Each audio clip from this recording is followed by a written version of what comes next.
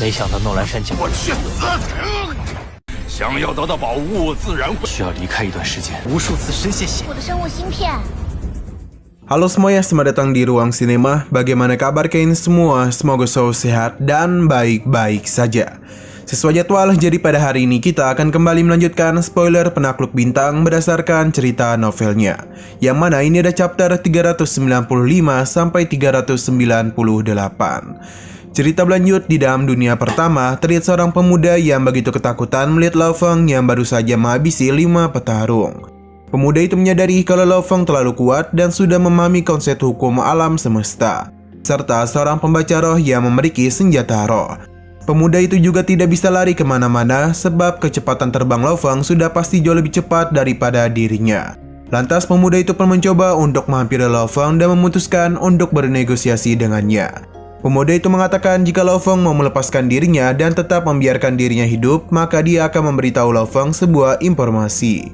Pemuda itu pun memberitahu bahwasannya dunia pertama memiliki 91 kota, dan setiap kotanya memiliki peserta yang nyaris menyentuh 100 juta peserta.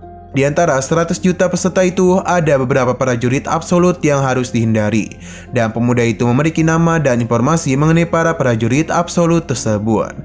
Sambil tersenyum, Lao Feng mengatakan bahwasanya tidak ada satu orang pun yang mampu membuatnya merasa takut. Ucapan dari Lao Feng itu sontak membuat pemuda itu menjadi sangat terkejut dan langsung mencoba menyerangnya. Melihat serangan dari pemuda itu, Lao Feng bergegas untuk menggunakan senjata rohnya untuk menahan serangan lawannya. Selepas mendapatkan serangan dari lawannya, Lao Feng menyadari kalau kekuatan pemuda itu kemungkinan berada di domain level 4. Setelah itu, Lao Feng dan secepat menggunakan senjata roh yang ia kombinasikan dan hukum asal untuk memberikan serangan. Akibatnya, serangan yang cepat dari Lao Feng tak dapat lagi dihindari, hingga pada akhirnya membuat pemuda itu meninggoy. Selesai menghabisi pemuda ini, seketika poin Lao Feng pun meningkat cukup banyak, sehingga poin Lao Feng sekarang menyentuh 15.921. Dan sekarang dia itu berada di peringkat 62.912.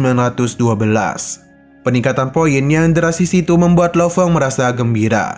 Menurutnya, menghabisi peserta lain adalah sebuah cara yang paling efektif untuk meningkatkan poin dalam jumlah yang banyak. Lao Feng kemudian mulai terbang dan melanjutkan perjalanannya. Di sepanjang jalan yang ia lewati, dia melihat banyak mayat yang tergeletak di pinggir jalan. Di luar dari dunia pertama, ternyata di sebuah kapal alam semesta, nampak keluarga Lao Feng yang sedang menyaksikan perankingan yang terus mengalami perubahan. Pada saat itu mereka melihat ranking Lao Feng berada di 120.000 teratas. Namun selang beberapa menit ranking Lao Feng terus mengalami kenaikan mulai dari 60.000 teratas hingga menyentuh 30.000 teratas. Hanya dalam hitungan menit saja, Lao Feng berhasil menaikkan peringkatnya. Itu berarti setiap menitnya Lao Feng berhasil menghabisi para peserta lainnya. Singkat cerita, di hari ke-12 terlihat Lao Feng yang selama 2 hari terakhir telah membantai di distrik timur kota. Lao Feng berhasil menewaskan beberapa ratus peserta dan ratusan peserta yang dia bantai merupakan para prajurit yang cukup kuat. Lalu nampak Lao Feng yang sedang berada di pusat perbelanjaan dan dia itu sedang memindai energi rohnya dan menemukan 3 orang di dalam pusat perbelanjaan tersebut. Tanpa rasa takut sedikit pun, Lao Feng langsung berteriak menyuruh ketiga orang itu agar segera keluar dari pusat perbelanjaan. Selang beberapa saat, 3 siluet manusia berlari keluar dari jendela pusat perbelanjaan dan melayang di udara. Salah satunya memiliki struktur tubuh besar dan kulit kuning kecoklatan, dan 2 lainnya berukuran sama dengan Lao Feng. Melihat keberadaan Lao Feng, mereka bertiga pun menyadari kalau dia adalah orang yang telah membantai ratusan jenius dalam beberapa hari. Usut punya usut, pembantaian yang dilakukan oleh Lao Feng ternyata menjadi trending topik di dunia pertama. Lantas ketiga pria itu pun mencoba menggertak Lao Feng dan mengatakan kalau mereka bertiga adalah murid dari Kekaisaran Ganu. Gertakan dari mereka bertiga sama sekali tidak membuat Lao Feng takut, dan justru Lao Feng langsung bersiap-siap untuk menyerang. Hal demikian sontak membuat mereka bertiga menjadi begitu ketakutan dan memutuskan untuk melarikan diri. Lao Feng kemudian langsung menggunakan senjata rohnya untuk menyerang mereka. Hingga pada akhirnya dia pun berhasil menghabisi 2 dari 3 pria itu, dan 1 pria lainnya berhasil melarikan diri. Selepas menghabisi kedua pria itu, poin Lao Feng pun meningkat drastis menjadi 863.829. Dan peringkat Lao Feng sekarang berada di 1012.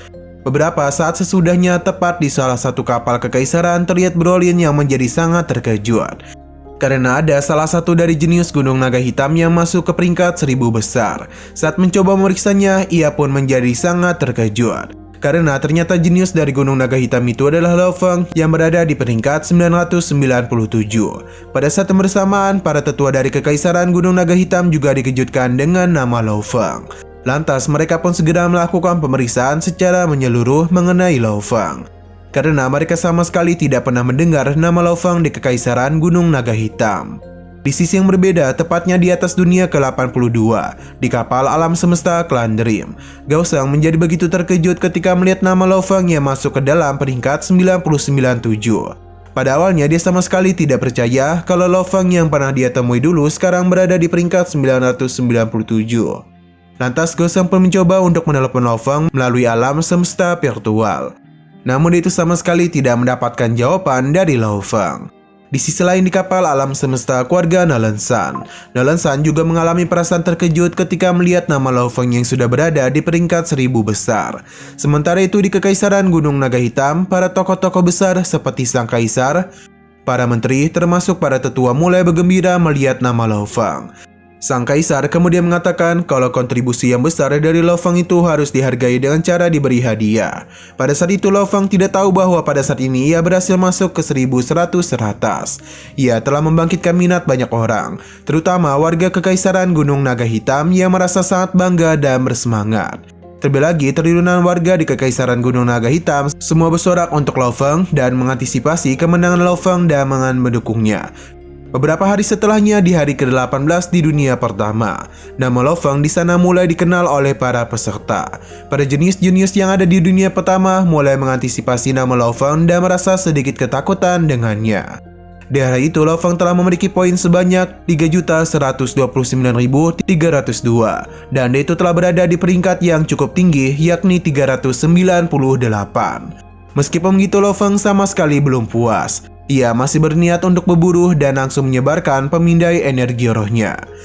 Lo Feng langsung menemukan 3 mangsa yang berada tak jauh darinya. Lo Feng kemudian langsung terbang dan cepat berserta dan serangan dari senjata rohnya.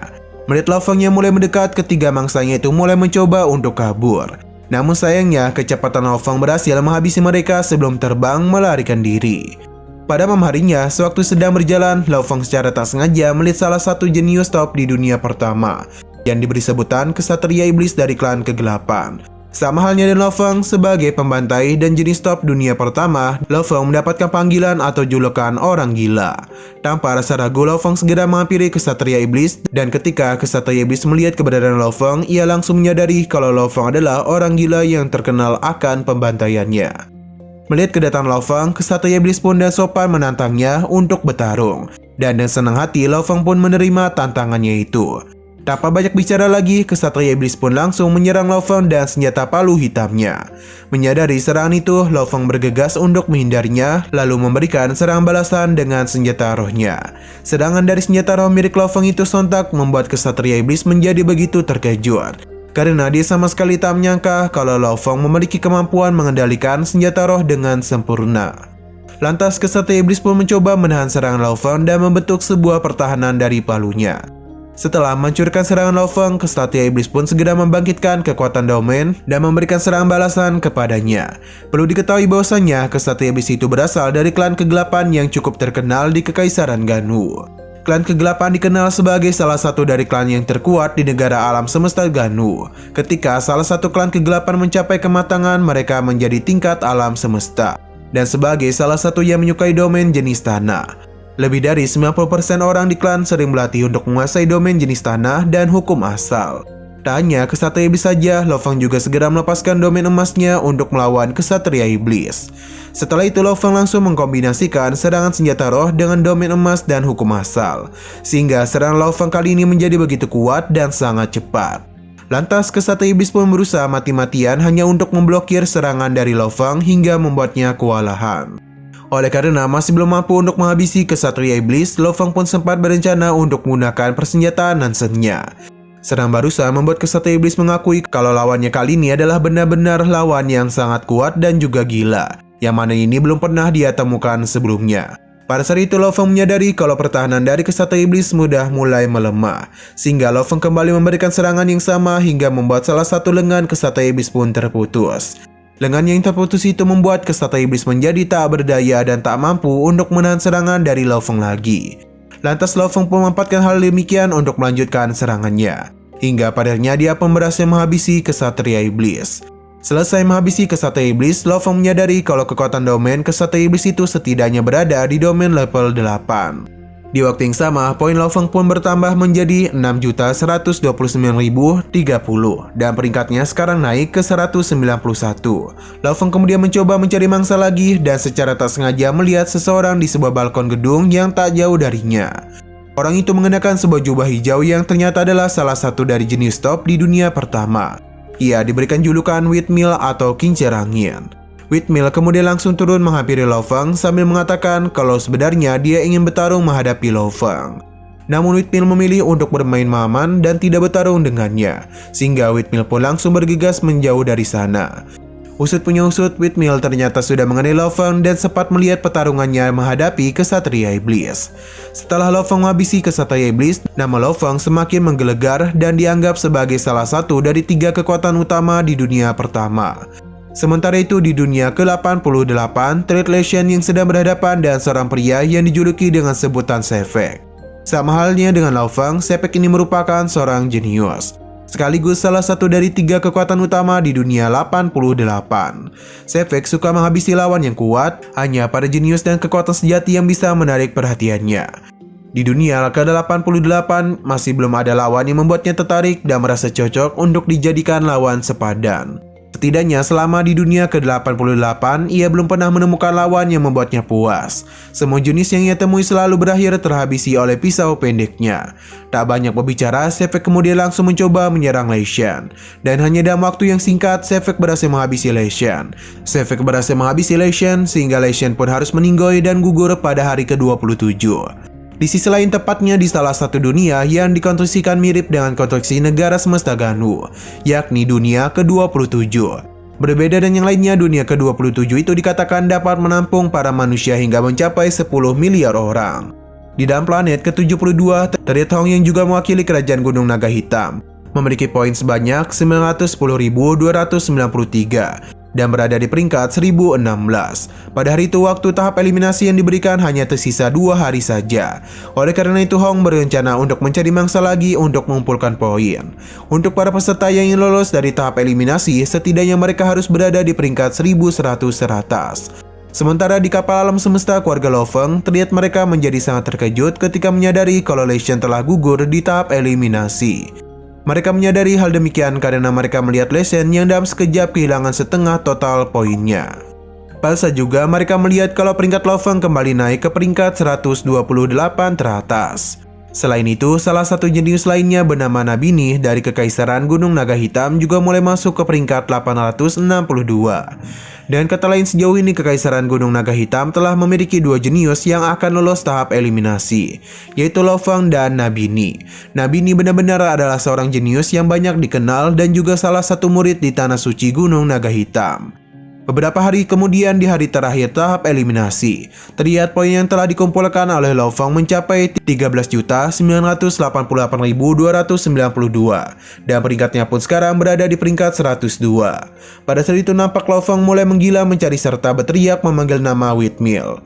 Sejauh ini Lo Feng telah berhasil mengalahkan 3 jenius top, yaitu Kesatria Iblis, Benang Es, dan Tulang. Namun Lo Feng masih belum puas dan masih ingin menghabisi jenis top lainnya seperti Windmill. Mendengar teriakan dari Lo Feng, Windmill pun langsung terbang menuju asal suara tersebut dan menghampiri Lo Feng.